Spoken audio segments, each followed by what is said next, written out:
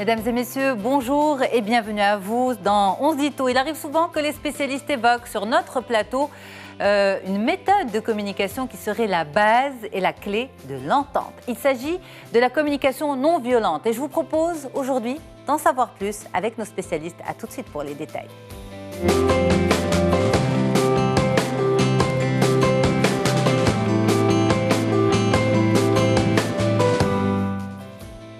La communication non violente, ou dire ce qui peut déranger, mais sans déranger, c'est tout un art et c'est possible. Et nous en parlons ce matin avec deux spécialistes. Nous en parlons avec Asma Chawqi, coach familial. Bonjour, c'est un plaisir de vous retrouver. Bonjour Yasmine. Marhaba bik. Et puis Imal Mazil, spécialiste de la communication non violente et coach également. Merci beaucoup, mesdames, d'être sur le plateau d'On se dit tout. Alors, cette communication non violente, l'expression, le terme, revient régulièrement sur ce plateau. Et on s'est dit, il faudrait décrypter une bonne fois pour toutes, pour nos téléspectateurs, cette notion dans son intégralité avec deux spécialistes de la question. La communication non violente, c'est quoi au juste, Asma Chawqi? Donc déjà, la communication, on a le mot communication. Exact. Donc c'est un mode de communication. Au fait, moi j'ai envie de dire aujourd'hui que c'est un état d'être où l'interaction entre les gens est basée sur une intelligence de cœur où il y a un accueil inconditionnel, une écoute empathique et aussi il y a une compréhension des réactions de l'autre dans toutes les situations. Donc, quand je suis en mode communication non violente, je me relie à moi-même, je me relie à l'autre et je donne libre cours à la bienveillance naturelle. C'est ça. Qui est vraiment, c'est parce qu'aujourd'hui, la nature humaine, c'est vraiment l'empathie et la bienveillance. Mais quand on vous entend parler, Madame Asma Chawqi, de vous dites un état d'être, de l'intelligence du cœur, l'empathie, on a l'impression que c'est de la gentillesse, on a l'impression que c'est inné et naturel. Or, aujourd'hui, ça s'enseigne, cette communication non violente. Exactement, c'est inné, mais malheureusement, la façon dont on est éduqué, élevé, le milieu où on vit aujourd'hui, c'est plutôt, on est plus dans la violence et dans l'agressivité. On ne se relie plus à nous-mêmes. On ne se relie plus à l'autre et du coup, c'est devenu quelque chose d'étrange. Ok. Quand je dis c'est notre nature profonde, c'est-à-dire que le jour où je vais retourner à ce mode de communication, je ne vais pas trouver que c'est quelque chose d'étrange, que c'est quelque chose qui n'est pas possible. Mais en préparant l'émission, j'ai eu l'impression que ce n'était pas naturel. On va revenir à ce processus petit à petit. Madame Asma Chawqi disait il y a quelques instants, Imal Mazil, que nous naissons avec cette compétence de communication non violente, mais notre éducation fait qu'on la perd. Qu'est-ce qui, dans notre éducation, nous enlève toutes ces compétences innées et humaines? Alors effectivement, je reviens d'abord à l'idée de inné. Aujourd'hui, la neuroscience a prouvé que l'empathie est naturelle. Okay. On prend les tests, ils ont pris des bébés qui n'ont pas encore appris le langage et ils les mettent dans des situations où les enfants, ils proposent eux-mêmes de l'aide à des adultes sans qu'on leur demande rien du tout. Donc effectivement, c'est inné. Après, qu'est-ce qui fait que notre éducation, toute la charge culturelle et tout ça, elle fait qu'on nous demande d'être gentil. Et en fait, la CNV, c'est pas être gentil, c'est être vrai. D'accord. Donc, quand la CNV, communication non violente. La communication non violente. Quand je suis gentille, je me fais violence parce qu'il y a le mot violence dans la communication non violente. Être violent, c'est pas que l'agressivité, c'est pas que la violence physique. Quand je suis gentille, dans le sens où je n'écoute pas mes propres besoins, je finis par le faire payer ou le faire payer à l'autre. D'accord. Donc finalement, c'est une forme de violence. Et donc, on apprend à être avec l'autre, mais on apprend à être avec l'autre soit en se soumettant, soit en imposant. On n'apprend pas à être avec l'autre en écoutant nos propres besoins et ses besoins. Et c'est ça la base de la communication non violente, c'est et moi et toi, c'est pas et moi ou toi. Ok, alors vraiment déjà un principe de base à retenir en ce début d'émission, la CNV, la communication non violente, dire ce qui peut déranger sans déranger, ce n'est pas de la gentillesse, non. Ce n'est pas ça, non. Ce n'est pas dire oui toujours, pas du ce tout. N'est pas, c'est ne pas faire mal à l'autre aussi. Aussi, oui, aussi. Ça passe par ça. On va détailler. Oui. Alors, si on devait parler des principes, ça s'articule autour de quoi, cette communication non violente? Donc, la communication non violente... Si ce n'est pas de la gentillesse. C'est pas de la gentillesse. C'est, au fait, aujourd'hui, dans n'importe quelle interaction, il y a des choses qui se passent. Donc, quand il y a des choses qui se passent, je vais être ou bien, et ça, c'est ce qui arrive en général, dans le jugement. Je vais juger le comportement de l'autre, je vais évaluer, analyser, critiquer. À ce moment-là, je ne suis pas dans le mode communication non violente parce que déjà, tous ces mots-là, ils vont couper le lien. Et la base de la communication non violente, c'est garder le lien. Ok. Et donc, au lieu de juger... Quand je juge, j'évalue, voilà, donc... Je ne garde pas le lien? Je ne garde pas le lien parce que l'autre, il se sent agressé quand je juge, quand j'analyse. Ok. Mais quand on dit, pardon, j'ai analysé objectivement, c'est toujours analysé? C'est toujours analysé, c'est toujours... quand j'analyse, je vais donner mon opinion sur l'autre, je vais évaluer, peut-être je vais donner des conseils, peut-être... il y a pas mal de choses. Mais c'est humain tout ça, Madame Assouma. Oui, mais en même temps, quand je suis en mode communication non violente, ce qui est plus humain, c'est observer ce qui se passe. Et ça, c'est le principe numéro 1. C'est pas analyser, observer? Non, j'observe. Il y a une différence entre j'observe l'acte, le comportement, et j'analyse et je juge le comportement. Donc, ce comportement, quand je le juge, quand je l'analyse, je vais le relier à la personne. OK, quand je l'observe? Donc, toi, quand j'observe l'action. Qu'est-ce qui se passe? Juste, je regarde, je vois ce qui se passe devant moi. Donc, je peux te donner un exemple. Oui. On est dans le travail, par exemple. Il y a une collègue qui rentre, qui ne dit pas bonjour, peut-être, ou un collègue qui va nous regarder d'une façon que nous jugeons inappropriée par rapport à nous, et il va partir. Donc, si je suis dans le jugement, je vais commencer à dire cette personne, c'est une personne qui est mal élevée, ce n'est pas normal, qui n'a pas dit bonjour, qu'est-ce qu'il a contre moi, est-ce que j'ai fait quelque chose, est-ce qu'il m'aime, est-ce qu'il ne m'aime pas, et je vais commencer à me poser plusieurs questions dans ce sens.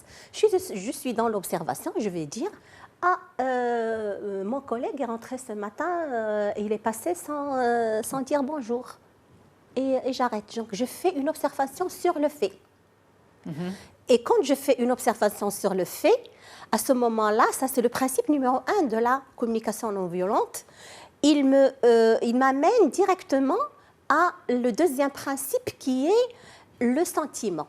Qu'est-ce que ce comportement a déclenché chez moi comme sentiment? Donc n'importe quel comportement, il va déclencher un sentiment chez la personne, et une émotion, que ce soit positive ou négative. Et donc, ça a déclenché en moi un sentiment par rapport à ce comportement-là, par rapport à cette observation que j'ai faite. Et donc, à ce moment-là, c'est là où je me relie à moi-même. Quand je me relie à mes sentiments et à mes émotions. Okay. Et là, automatiquement, ça va m'amener au troisième principe qui est quel besoin? C'est-à-dire? De quoi ai-je besoin à ce moment-là? OK. Donc, parce que derrière chaque sentiment, il y a un besoin qui n'a pas été satisfait. Donc, quand mon collègue il rentre, il ne me dit pas bonjour, je me sens délaissée, triste, okay. En colère, ça dépend. Et qu'est-ce que je dois comprendre? Je dois comprendre à ce moment-là. Je me pose la question, de quoi ai-je besoin? Est-ce que j'ai besoin de respect, de considération, d'attention? Et à ce moment-là, je me concentre sur moi-même. Vous voyez, donc tout ce travail-là, il est sur moi. Donc je ne suis pas en train de parler de l'autre. Je ne dis pas, il m'a manqué de respect. Voilà. Je dis, voilà de quoi moi, j'ai besoin. Je ne dis pas que il ne m'a pas respecté. Parce que le comportement de l'autre, c'est un déclencheur d'une émotion, mais il n'est pas la cause de cette émotion. C'est-à-dire, déclencheur, mais pas la cause. Voilà. Ça veut dire quoi, Imen? Ça veut dire que l'autre a juste été le stimulus. Mais le sentiment et le besoin m'appartiennent. Mais pour revenir à cette notion de sentiment et besoin, pour que ça soit un peu plus clair, moi j'aime beaucoup l'exemple qui a été repris dans beaucoup de livres de communication non violente, que les sentiments sont comme les voyeurs qu'on trouve sur le tableau de bord. Okay. Quand on a le voyeur rouge qui nous dit il n'y a plus d'essence, ça veut dire qu'il y a besoin de mettre de l'essence. C'est exactement la même chose. Un sentiment agréable veut dire qu'on a un besoin nourri. Un sentiment désagréable veut dire qu'on a un besoin non nourri. Non nourri depuis quand? Ça peut être depuis un moment et juste le stimulus est venu le chercher. Je peux être, par exemple, j'ai besoin de respect, j'ai été stimulée plusieurs fois. C'est pour ça que parfois on voit des personnes lors d'un conflit exploser ou pour une petite chose exploser et on ne comprend pas une réaction démesurée par rapport à ce qui semblait banal. On dit, mais je ne comprends pas pourquoi il réagit comme ça, je ne lui ai rien dit. Exactement. Ce qui se passe, c'est que le besoin n'a pas été nourri pendant longtemps et par gentillesse, on ne s'est pas occupé de ce besoin-là, ou par respect pour l'autre, ou pour plusieurs considérations. Et il y a un moment où juste on n'en peut plus. C'est comme encore pour la voiture. Si on ne met pas de l'essence, il y a un moment où elle va s'arrêter. Donc c'est exactement la même chose. OK. Donc, la communication non violente, on résume jusque-là, ce n'est pas de la gentillesse. Quand vous dites par rapport à l'exemple, un rapport humain relativement négatif, vous dites il faut observer, ensuite il faut essayer de comprendre le sentiment et l'émotion suscitée, et ensuite aller chercher le besoin. Mais ça, c'est pas automatique, c'est pas un processus fluide. Alors, qu'est-ce qu'il faut quand je suis face, par exemple, ceux qui ne sont pas des spécialistes, qui ne sont pas formés à la CNV, face à une situation négative, je me ressaisis avant de m'emporter et je me dis, bon, on se calme. Sur le plateau d'On se dit, on m'a dit, voilà ce qu'il faut faire. Et donc, je vais essayer de suivre ce processus. Alors, franchement, personnellement, je pense que la beauté de la CNV, on la voit après beaucoup d'exercices. C'est exactement comme les pas de danse. Quand on apprend un pas de danse, au début, c'est la base, c'est automatique, c'est mécanique. Ça ne fait pas naturel. C'est ça. Mais après, merci d'avoir dit parce que j'ai l'impression que ça ne fait pas naturel.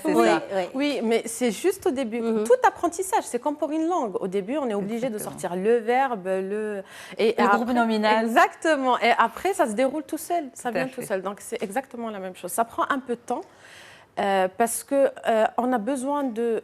On n'a pas pris l'habitude justement de questionner nos besoins. On n'a pas pris l'habitude de questionner nos sentiments. Quand on demande souvent à quelqu'un comment ça va, il dit bien ou mal. Alors que la palette, elle est énorme. Mais aujourd'hui, vous qui êtes des spécialistes de la communication non violente, lorsqu'on vous demande comment ça va, eh bien, je vais le faire sur le plateau. Comment ça va, Asma Chawri? Je suis excitée. Donc, c'est pas bien ou non, mais c'est... Non, je suis excitée, je suis ravie. C'est un plaisir. Voilà. Et ça dépend aussi des contextes, parce qu'on ne s'amuse pas à dérouler la CNV dans tous les contextes. Quand il y a un enjeu, quand j'ai besoin de connexion, quand j'ai besoin d'améliorer quelque chose dans la relation, oui, là, je vais chercher à dérouler la CNV. Mais si je suis dans un échange, par exemple, intellectuel, là, c'est différent. On ne parle pas de la même chose. Justement, vous qui êtes formé à la communication non violente, à dire les choses différemment, contrairement, on va dire, aux personnes lambda, est-ce que ça devient en soi, ça s'inscrit dans son ADN de communication, où vous allez chercher, dérouler la CNV comme vous venez de le dire? Honnêtement, moi, ça a carrément changé ma vie parce que ça change le rapport à l'autre. Ça change le rapport à soi d'abord. Par rapport à, par exemple, une forme de colère. Moi, avant, je m'étais en colère, c'était parti pour la semaine. Aujourd'hui, ça va durer quelques secondes, quelques minutes, mais je sais au moins c'est à propos de moi. Je ne vais pas me mettre en colère contre l'autre, c'est à propos de moi. Je vais centrer, selon les situations, bien sûr, il y a toujours des stimulus qui réveillent des choses plus importantes chez soi. Mais vraiment, on se sent plus détendu. Et pareil dans la relation, parce que la communication non violente... Pardon, mais juste une nuance. Il y a beaucoup de psychologie dans cette communication non violente, puisque finalement, ça va chercher des émotions, la raison de l'émotion. Il y a de la psychologie dans ça, ou pas? Ça dépend de ce que vous appelez psychologie. Ce que j'appelle la psychologie. Parce que le mot est très vaste. C'est-à-dire, comment vous le définisseriez-vous? Alors, si je comprends bien ce que vous dites, la CNV, ce n'est pas qu'un simple processus de communication. On dit il faut dire ça, il faut dire ça. Ce n'est pas possible. C'est pas dire, c'est ressentir, c'est penser. C'est tellement profond que ça change. Pour moi, aujourd'hui, la communication non violente, franchement, je trouve qu'elle n'a pas... C'est pas un processus de communication, c'est une façon d'être. C'est une façon d'être, complètement. Voilà. C'est une façon d'être, mais ce n'est pas une façon d'être naturelle que nous avons tous. On l'a perdu avec le temps, avec les conditions de vie, avec la culture, on a perdu ça. Et il n'y a aucun mal du moment que le processus aujourd'hui il existe. Et là, aujourd'hui, on aimerait bien inviter les gens à aller creuser dans ce sens parce que ça, franchement, Yasmine, ça améliore la qualité de vie. Et quand je dis la qualité de vie, dans tous les domaines, il n'y a pas un seul domaine, c'est vraiment le domaine familial, en couple, avec les enfants, les adolescents, au travail, avec les collègues. Ça dissipe les malentendus?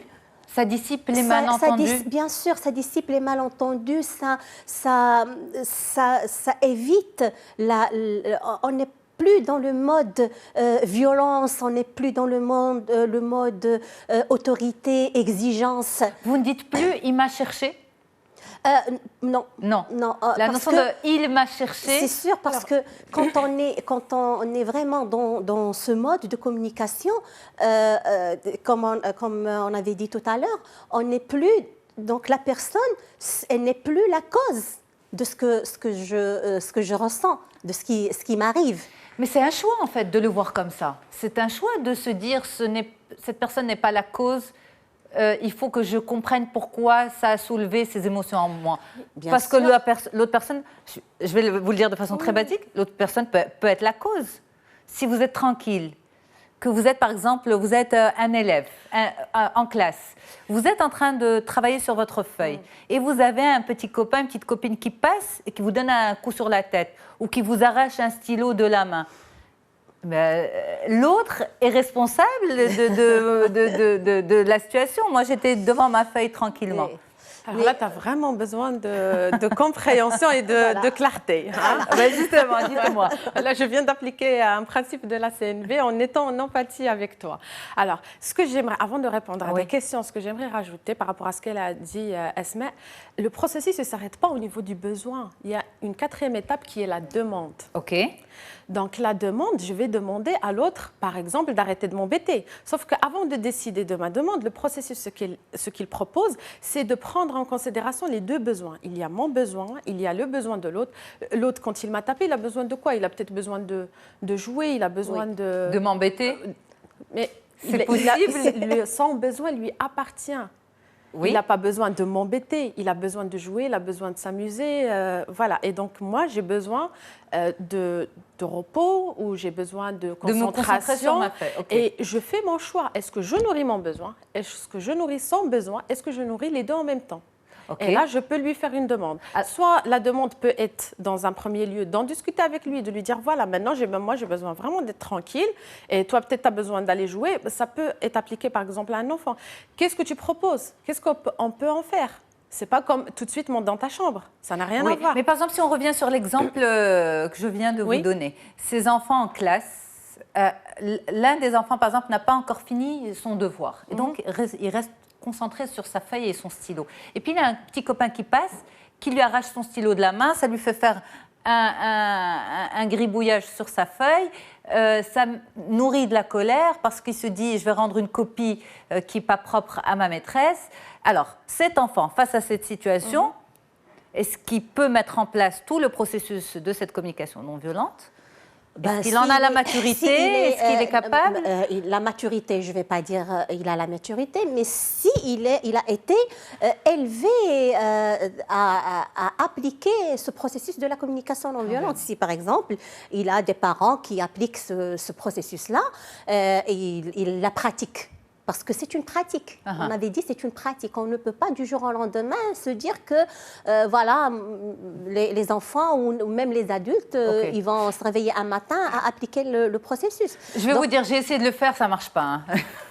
Du jour au lendemain, ça ne marche pas. Non, ça ne marche pas. C'est difficile, en fait. C'est comme a dit Imen, c'est comme l'apprentissage d'une langue. Est-ce qu'aujourd'hui, je vous donne un cours de langue, même pendant 1, 2, même un mois, et vous allez direct commencer à parler couramment? Mais si ça devait, on devait poser les bases, avec des exemples simples, que l'on pourrait commencer à mettre en pratique sans essayer d'aller chercher une situation très compliquée à gérer avec le processus de communication non violente, ça serait quoi? Par exemple, avec son enfant, Asma Chaoukri. Donc, voilà, donc on va revenir à l'exemple de l'enfant. Moi, je rentre du travail. OK. Je vais donner l'exemple de l'adolescent. Très bien.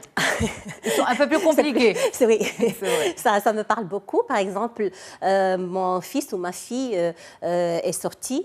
Il devait rentrer à 9h. Il est 9h. Il n'est pas encore rentré.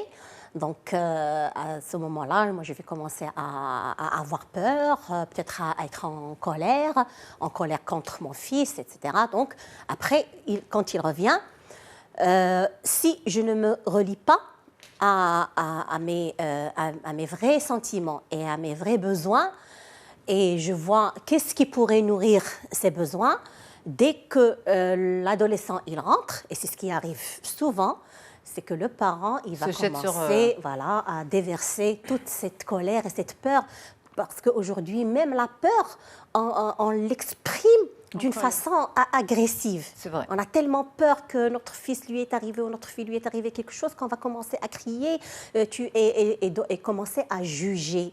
Tu es irresponsable, tu ne respectes pas, tu. Et donc l'autre, l'enfant ou l'adolescent, il va se sentir agressé, il va se dire on ne me fait pas confiance, mes parents ils me considèrent toujours comme un enfant, etc. Et voilà, on a coupé le lien. Tout à fait. Donc, à ce moment-là, est-ce que moi, comme parent, j'ai besoin de déverser cette colère sur mon enfant ou derrière cette peur et cette colère, qu'est-ce qui se cache? C'est un besoin qui se cache derrière, c'est le besoin d'être rassuré que mon fils ne lui est rien arrivé. C'est ça ce qui se cache. C'est aussi pour certains parents le besoin que l'adolescent respecte. Voilà, c'est mon besoin de respect, d'engagement. Ça peut être plusieurs, mais c'est pas la colère en elle-même, parce que ce sentiment de colère, qu'est-ce qui cache derrière? Donc cette peur et cette colère, elle cache le besoin d'être de tranquillité. J'ai besoin d'être tranquille, j'ai besoin d'être rassurée, j'ai besoin d'être respectée, que mon fils soit que lui soit responsable. Donc c'est plusieurs choses. Est-ce que quand je déverse ma colère sur mon fils, il a compris mes besoins? Pas forcément. C'est sûr, il n'a pas compris parce que je ne les ai pas exprimés. Tout à fait. Je ne les ai pas exprimés. Donc, on attend de l'autre. Il comprend uniquement une colère. Voilà, c'est juste une colère. Et lui, il a le droit d'expliquer cette colère comme il veut, comme on ne lui fait pas confiance, on ne le respecte pas, on le considère toujours comme un enfant, etc. Exact. Mais dans ce cas-là, si je me connecte à ce sentiment et je cherche le besoin qui n'a pas été nourri, et mon fils, quand il rentre, ou ma fille, je lui dis, tu devais rentrer à 9h, et là, il est 10h. Moi, j'ai été très inquiète, j'avais très peur, j'ai besoin d'être rassurée. Donc, après, on laisse l'enfant, ça dépend qu'est-ce qu'il va expliquer. Et je passe au 4e principe, qui est la demande. Et cette demande, quand je fais la demande, c'est vraiment une demande. Il faut faire attention, dans ce cas-là, quand je parle de demande, je ne parle pas d'exigence. C'est quoi la nuance? Donc, la nuance, c'est que quand je fais une demande, c'est qu'on va... D'abord, c'est une demande concrète, claire, qui est réaliste et réalisable. Donc, on ne va pas demander quelque chose d'extraordinaire. Et où il y a la notion du choix. C'est-à-dire? C'est donner à l'autre le choix. OK. Donc, quand je fais une demande... Tu n'es pas rentrée cette fois-ci à 9h, Voilà. Est-ce que, par exemple, la prochaine fois, si tu serais amené à être en retard, tu m'envoies un message ou là, tu me téléphones, quelque chose comme ça. Donc, déjà... Mais certains parents qui nous suivent pourraient se dire, mais comment on peut laisser le choix à cet ado qui m'a inquiétée? Je me suis énervée à cause de lui, j'ai passé un sale quart d'heure et en plus, je lui demande qu'est-ce qu'il me propose. Parce que ce parent-là, aujourd'hui, la question moi, que je pose aux parents, c'est quoi l'objectif? C'est quoi notre objectif de l'éducation? Est-ce que c'est de montrer à notre enfant qu'on est vraiment la personne autoritaire ou bien on est là dans un mode de communication? Parce que qu'est-ce qui arrive aujourd'hui, c'est la communication non violente, quand elle nous relie à nous-mêmes, elle nous relie à l'humain. On est vraiment l'humain. On n'est plus ce parent ou bien ce professeur ou bien ce chef qui a l'autorité, l'exigence et ainsi de suite. Mais est-ce qu'on a l'assurance du respect du pacte? Parce que quand on laisse par exemple à l'autre le choix, il vient avec une proposition, est-ce qu'on a l'assurance que ça va être respecté? Non. On n'a pas l'assurance. Mais puisque c'est non, donc c'est toute une problématique. Je vous propose de marquer une courte pause et de revenir pour continuer cette thématique. Comment dire ce qui dérange, mais sans déranger, sans oublier aussi, juste après notre interview santé aujourd'hui, avec la neurologue Meriem Nemaoui, nous ferons le point sur l'épilepsie. À tout de suite pour les détails.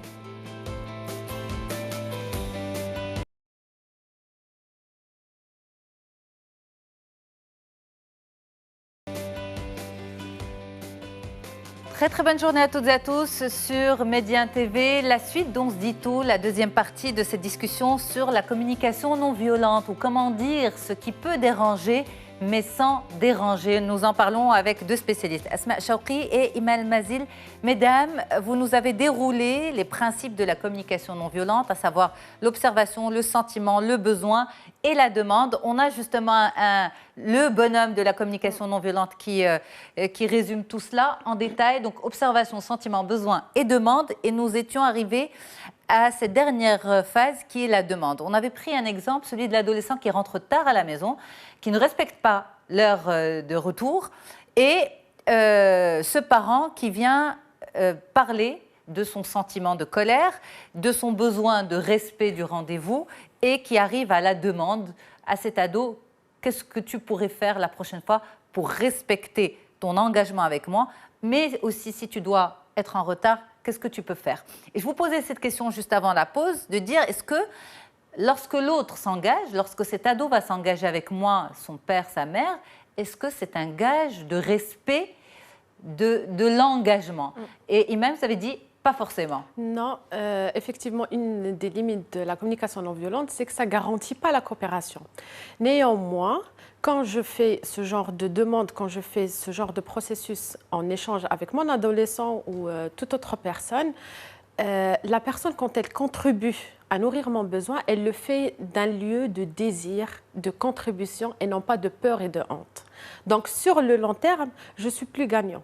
Okay. Parce que la personne, elle fait réellement les choses pour me faire plaisir. Et l'exemple de l'adolescent, on attend qu'il soit autonome, on attend qu'il grandisse, on attend qu'il contribue réellement et non pas qu'il ait peur de nous. Après, la communication non violente, c'est un choix. Je peux choisir sur le moment de le faire ou pas. Si pour l'instant, ce qui est important pour moi, comme quand un enfant est en danger, je ne vais pas lui dire, quand je te vois traverser la route, j'ai peur parce que... Non, j'attrape le gamin et je le tire. Donc, il y a des moments où je peux faire ce choix-là de ne pas être dans la communication non violente. Mais ce qui est essentiel à mes yeux, c'est que je construis quand même un capital. Que ce soit en relation avec mon enfant, avec un ami, avec mon mari, c'est que je construis un capital où il y a une écoute réelle, écoute de besoin. Donc, même s'il y a des petits moments où on est coupé de ce lien-là, ça n'impacte pas la relation. Et puis, si on devait prendre l'exemple qui est quand même un peu sensible du milieu professionnel et du supérieur hiérarchique, lorsqu'il vient avec une demande de traiter un dossier rapidement, demande de rajouter un travail supplémentaire, le monde professionnel est fait, on va dire, de concurrence, il est fait de preuves, d'efficacité, il est fait de ça. Et puis, en tant que salarié, est-ce qu'on peut utiliser la communication non violente dans nos rapports à nos supérieurs? Pour moi, certainement. Parce que avant d'être salarié ou d'être manager, on est des êtres humains. On ne vient pas juste en tant qu'automate à l'entreprise. On est des êtres humains, ça d'une part. D'autre part, je peux faire le choix de le faire de temps à autre. Je peux faire le choix de dire OK, cette fois-ci, c'est pas grave, j'écoute pas mon besoin et je fais ce qu'on me demande. Mais au fur et à mesure que j'applique la CNV, il y a quelque chose qui change. Au début, les gens ils sont méfiants. Ça leur fait drôle quand quelqu'un te pose une question et tu lui dis « tu as besoin de compréhension, tu as besoin de clarté » ou « qu'est-ce que ça te fait de sentir ça ?» Ça leur fait bizarre.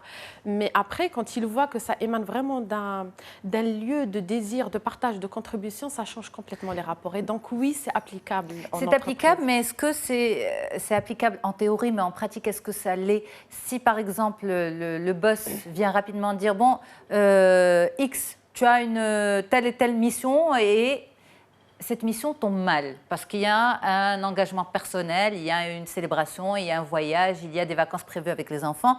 Qu'est-ce qu'il faut dire? Donc j'observe, c'est la situation. Le sentiment, c'est de la frustration, voire de la colère. Le besoin, c'est que mon supérieur reconnaisse que ça tombe mal pour moi. Et ma demande, ça serait quoi? Alors là, dans ce cas d'exemple que vous avez donné, il y a deux besoins différents.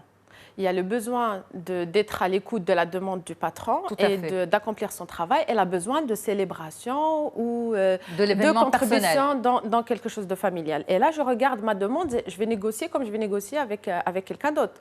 Je vais regarder ma demande, qu'est-ce que je fais de ces deux besoins-là. Je négocie avec moi-même. Oui, lequel je choisis de nourrir pour le moment. Ou bien, est-ce que je peux nourrir les deux? Je peux dire, je peux rester 1 heure en retard et partir après.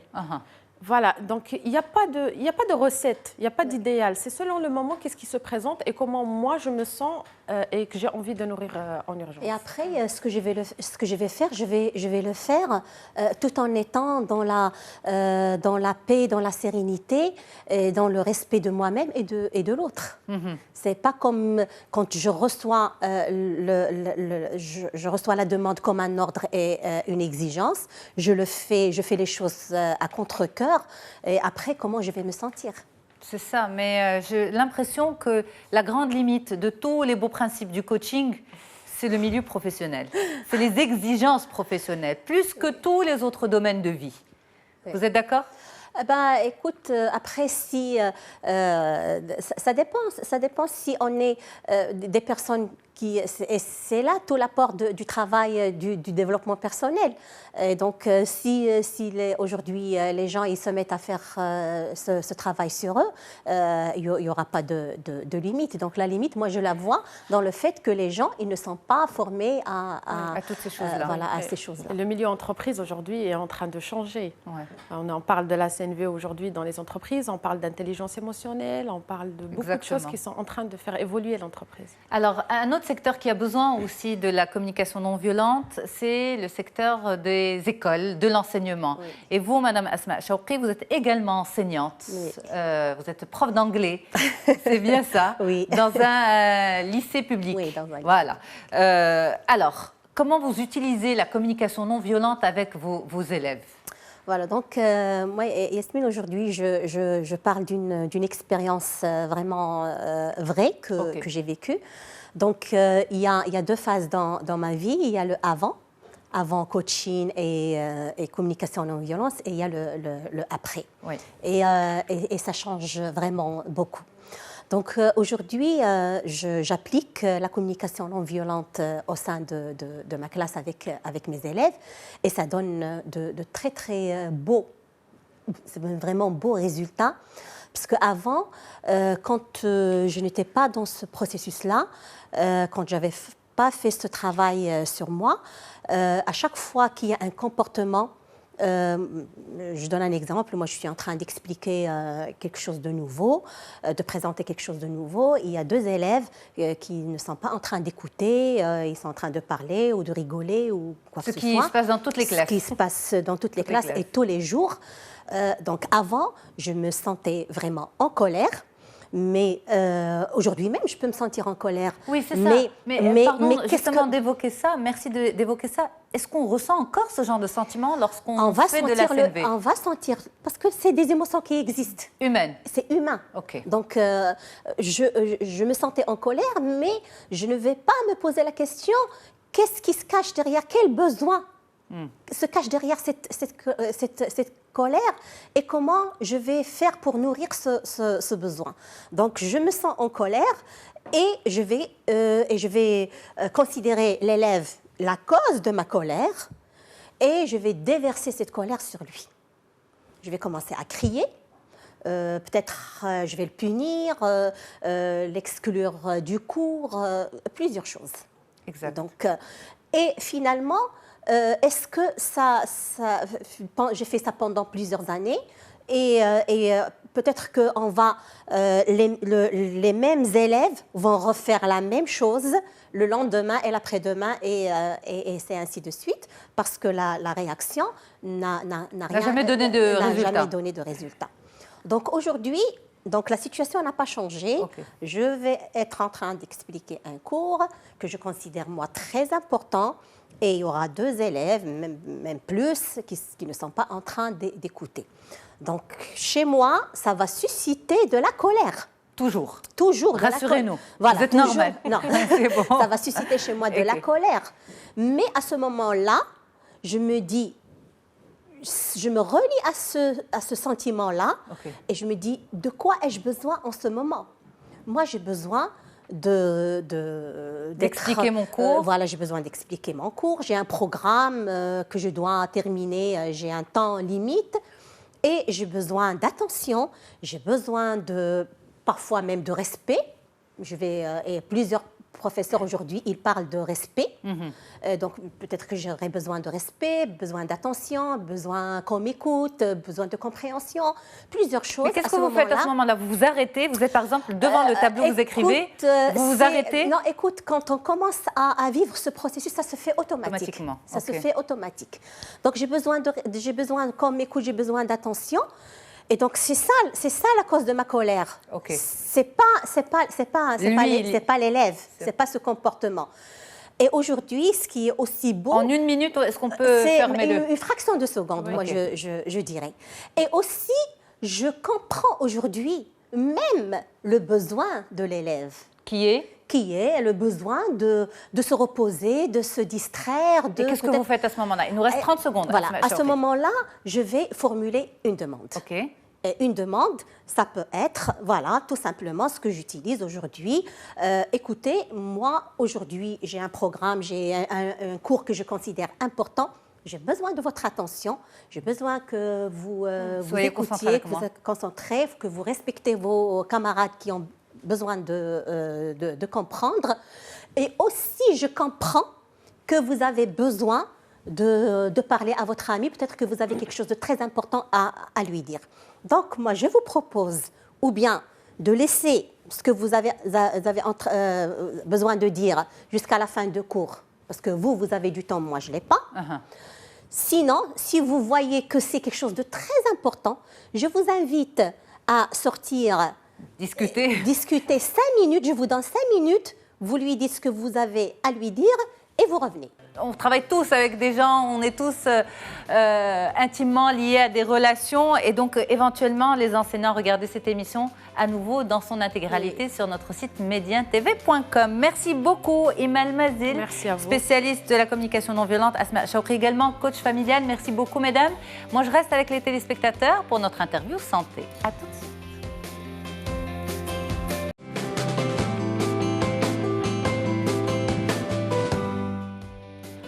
Allez, place tout de suite à notre interview santé. Nous faisons le point sur l'épilepsie avec Dr Merim Nemaoui, neurologue. Bonjour docteur. Bonjour. C'est un plaisir de vous retrouver. Tout le plaisir est pour moi. Alors, en préparant cette émission, je tombe sur une explication sur le site de l'Association québécoise de l'épilepsie qui dit que l'épilepsie n'est pas une maladie, mais ce serait une condition neurologique avec laquelle la personne doit apprendre à vivre.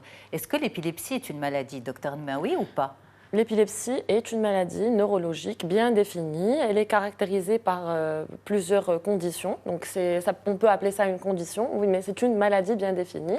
Elle se caractérise par la répétition des crises. Okay. Donc ces crises sont dues à un dysfonctionnement focal, bref, peut être généralisé parfois, donc ce n'est pas toujours focal. Focal, c'est-à-dire? C'est-à-dire qu'il est localisé à une certaine région du cerveau. On en parlera plus en détail par la suite. Et c'est une maladie avec laquelle, oui, justement, on peut apprendre à vivre et on peut vivre tout à fait normalement. C'est pour ça qu'on parle de conditions, donc. Voilà. Est-ce que c'est une maladie mentale?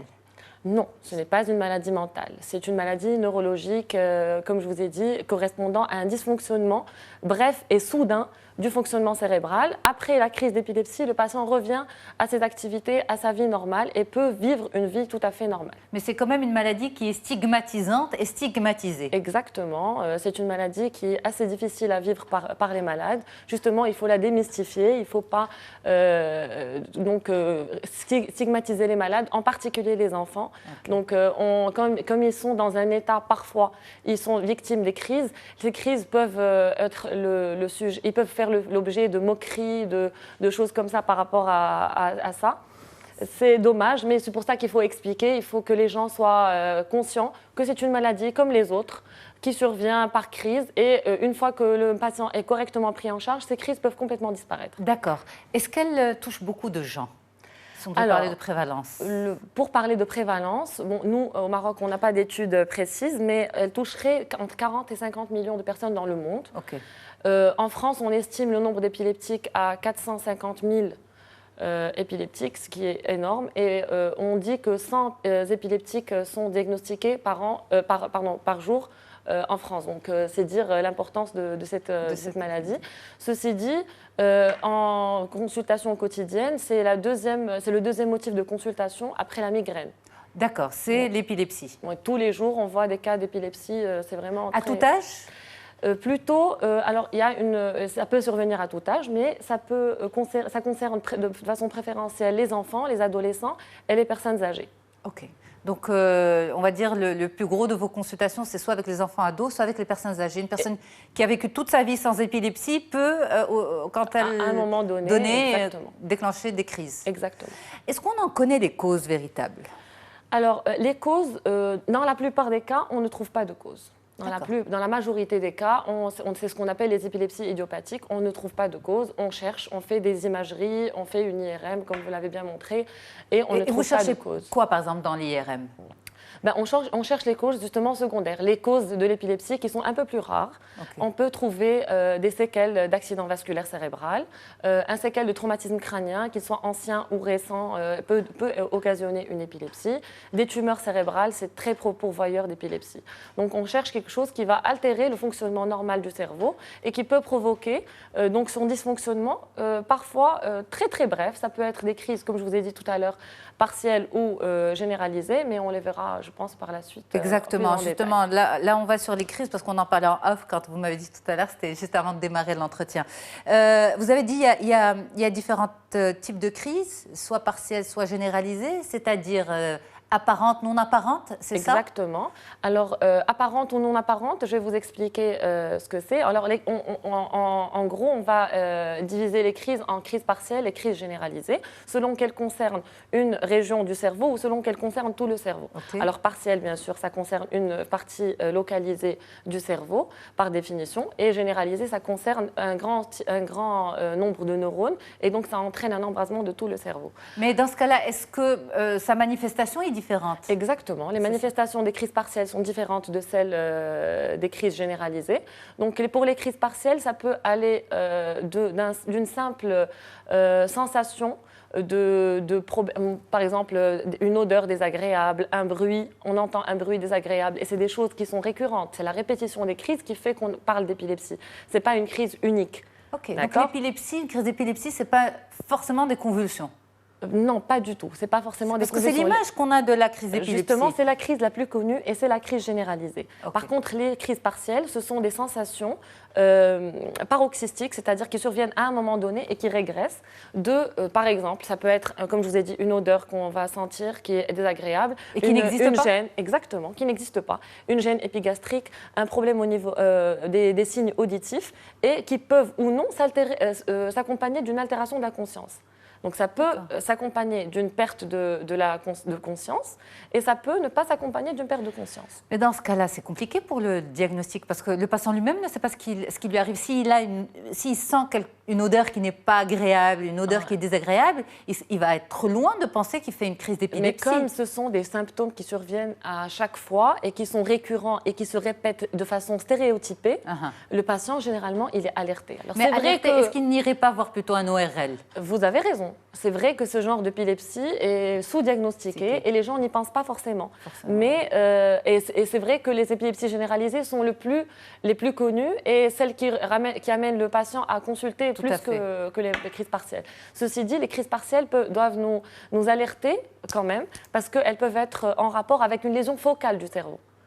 D'accord. Notamment, par exemple, l'épilepsie temporale, c'est une épilepsie qui est très connue par les neurologues, par les spécialistes.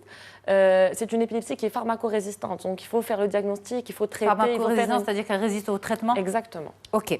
Alors, il faut aussi parler des différents types de crises. Il y a des crises qui sont visibles et d'autres qui ne sont pas visibles, celles qui sont apparentes et celles qui sont inaperçues. Celles qui sont inaperçues, c'est aussi celles-ci, les partielles? Les partielles peuvent passer inaperçues. Le patient peut ne pas perdre complètement la conscience, donc c'est des crises qui peuvent passer inaperçues. Parfois, ils sont sous-diagnostiqués pendant plusieurs années.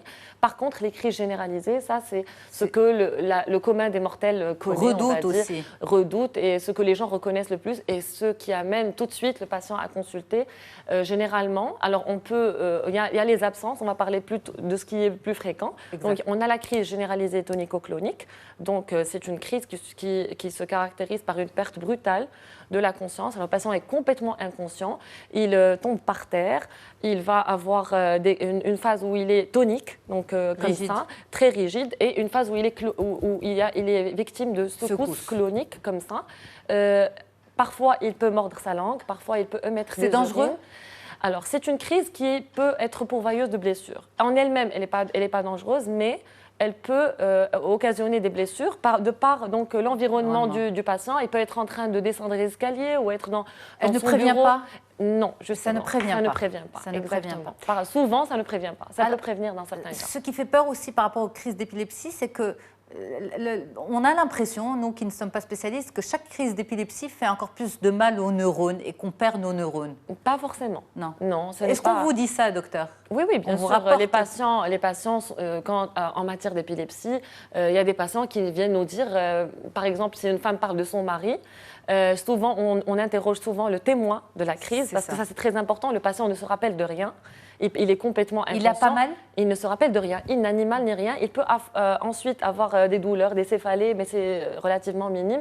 Quand il se réveille, il vous dit « Qu'est-ce qui s'est passé? Je ne me rappelle de rien ». Par contre, le témoin de la crise, il nous raconte donc les phases dont je vous ai parlé tout à l'heure. Et quand le patient vient avec le témoin de la crise, le témoin dit il est mort, il est ressuscité. C'est souvent une expression qu'on entend. Il est mort et ressuscité, c'est un peu... C'est très dur. Oui, c'est très dur à vivre par l'entourage. Mais est-ce qu'on peut quand même avoir une vie normale tout en étant épileptique? Est-ce que le fait de vivre ces crises, de vivre aussi dans l'angoisse d'en avoir, le fait de se dire est-ce que je peux rester seule? Est-ce que je peux prendre le volant? Est-ce que je peux travailler? Est-ce que je peux garder mon enfant si j'ai un enfant? Est-ce que ça ne fait pas développer à ces patients, ces malades, d'autres formes, d'autres pathologies comme une dépression nerveuse par exemple? Ça peut se voir, bien sûr. Il y a des gens qui n'acceptent pas leur maladie, mais justement la prise en charge est là pour faire accepter la maladie, dire que dans la plupart des cas, le traitement est très efficace. Donc, rassurer les parents quand il s'agit d'un enfant épileptique. Alors, on n'a pas parlé dans l'épilepsie généralisée, on n'a pas parlé des absences. Les absences, ce sont des crises qui sont pas très spectaculaires, justement. Elles sont souvent confondues avec des moments d'inattention de l'enfant. Il faut les diagnostiquer, il faut les traiter. Ce n'est pas très difficile à traiter et ça permet de ne pas avoir un retentissement scolaire pour l'enfant. Mais est-ce que ça touche à l'intelligence ? Ça ne touche pas à l'intelligence directement, mais parfois il y a certains traitements qui peuvent nous donner des effets secondaires, des troubles de l'attention, des troubles de la concentration. Ça aussi, on en parle avec nos malades. On essaie de choisir parmi l'arsenal thérapeutique qu'on a des traitements qui ne modifient pas, on va dire, l'intelligence, le comportement, l'attention, la compréhension des patients, notamment les enfants. Alors, une question que se posent beaucoup de personnes et beaucoup de nos téléspectateurs, c'est comment réagir face à une crise. La crise, celle qui est apparente, celle qui est brutale, qu'est-ce qu'il faut faire? Est-ce qu'il faut mettre la personne sur un côté? Est-ce qu'il faut lui mettre quelque chose dans la bouche pour éviter de mordre la langue? Toutes ces questions qu'on peut se poser face à une crise d'épilepsie. Alors, vous aviez montré tout à l'heure la position latérale de sécurité, c'est très intéressant. Voilà, c'est ça. Sur un côté en particulier ou n'importe lequel? En général, c'est sur le côté gauche, mais bon, déjà, le patient, il faut rester calme, parce que quand on est en situation d'assister à une crise d'épilepsie, les gens s'affolent, c'est la première réaction. Il faut essayer de rester calme pour essayer de secourir le patient. Tout à fait. On doit le mettre sur la position latérale de sécurité. Il faut enlever tout ce qui peut être objet contendant ou chaise ou quelque chose qui peut être pourvoyeur de blessures, parce que ça aussi, c'est des choses qu'on voit. Il faut donc aménager l'environnement immédiat du patient, le mettre en position latérale de sécurité, ne rien mettre dans la bouche, essayer de ne rien mettre dans la bouche, parce que souvent, il y a des gens qui essayent de le faire boire. Ça, c'est très, très dangereux. Essayer de le mettre sur le côté, et ça va éviter que les régurgitations et des aliments ne passent dans le poumon, voilà, et que ça fasse des fausses routes par la suite. Mais en général, mettre le patient sur la position latérale de sécurité et appeler du secours si la crise dure trop longtemps. En général, la crise, elle dure 2 minutes, 1 à 2 minutes, c'est pas très long. Le patient, après, il rentre dans ce qu'on appelle un coma post-critique, donc c'est un sommeil très profond. C'est un sommeil on n'arrive pas à réveiller le patient. D'accord. Et ça dure combien de temps? Ça peut durer entre 15 et 30 minutes, ça dépend. Donc à ce moment-là, si le patient ne réagit pas, qu'il ne se réveille pas, que la crise reprend, donc une crise après l'autre, là, il faut vraiment s'alarmer et il faut aller consulter aux urgences. Ok, ça peut être plus compliqué qu'une simple crise d'épilepsie. On peut, ce qu'on appelle l'état de mal épileptique, on peut avoir ça aussi, c'est-à-dire la répétition des crises sans réveil entre 2 crises. Mais ce n'est pas des chocs terribles pour le cerveau? C'est un choc pour le cerveau, c'est comme une décharge, c'est comme un embrasement de toute une partie du cerveau qui peut se généraliser à tout le cerveau parfois. Oui, c'est un choc pour le cerveau, mais ça n'altère aucunement l'intelligence, les capacités mentales. Les patients sont souvent très intelligents, ils arrivent à vivre avec leur maladie. Nous avons des patients qui conduisent, nous avons des patients qui ont des métiers dans lesquels ils doivent réfléchir, utiliser leur intelligence et leur capacité cérébrale à plein temps. Ils peuvent vivre avec ça sans aucun problème. Surtout que maintenant, au Maroc, on a un arsenal thérapeutique assez diversifié. Okay. Donc, on peut trouver les traitements et la prise en charge correcte. Normalement, ça vient à bout des crises dans 75% des cas. Mais est-ce qu'on guérit de l'épilepsie ou on vit avec toute sa vie? Alors, pour les enfants, il y a des chances que ça guérisse.